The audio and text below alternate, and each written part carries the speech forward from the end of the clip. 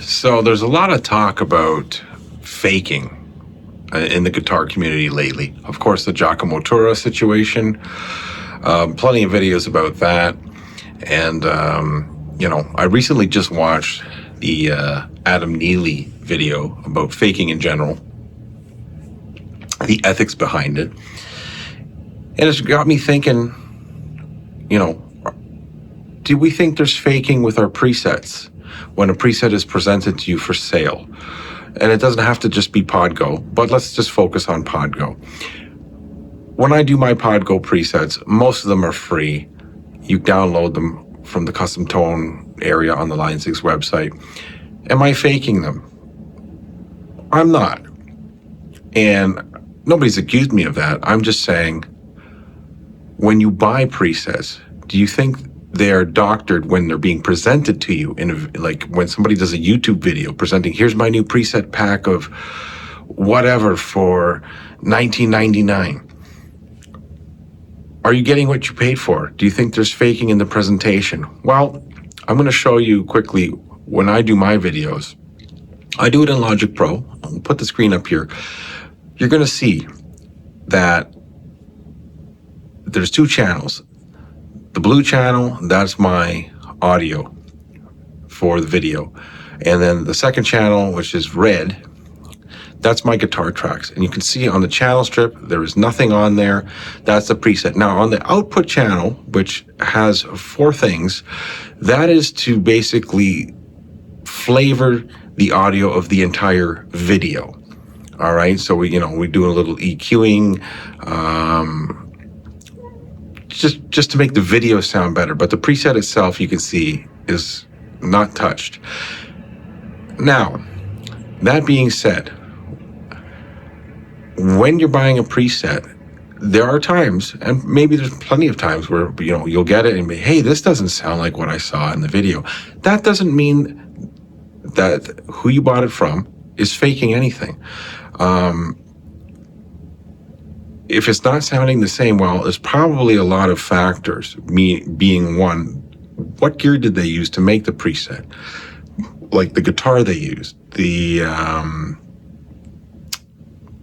computer program that they're using, and even their phrasing, their tone, their touch, but mainly the gear, the guitar, and the equipment that they're playing it back on, that you're playing it back on, is not going to be the same. So there's going to be differences. I think this has been talked about before. It probably should be common knowledge that when you buy a preset, it's not going to sound exactly alike of what is being presented. But also, and I hope it doesn't exist, that there are people out there selling presets, but really doctoring their video.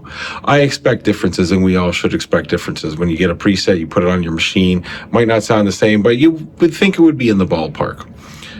But when it's a big difference, like, is there faking in that regard? Are you being hoodwinked? I don't know. I don't think it's that rampant, and I don't think it's something we should be really worried about in the preset world. And that's kind of the point of this video. The presets you buy are not going to sound exactly the same as what's presented in the video. But I can't speak for every video that is selling you stuff, how doctored the sound is. Now, if the preset sound itself is doctored in the video a lot, maybe that's one thing. But if it's like mine that I showed you, where you can see there is nothing, no plugins, nothing done to the preset channel itself, that's another story, right? So point is, buy those presets and treat them as a template. All right, because that's kind of what they are. It's just a starting point. You can alter them. You've paid for them, and if it's a free preset, who cares, right? So I'm hoping that with all this fakery of playing and technical ability, that doesn't spill over into this area of the guitar world of presets and doctoring them to sell them.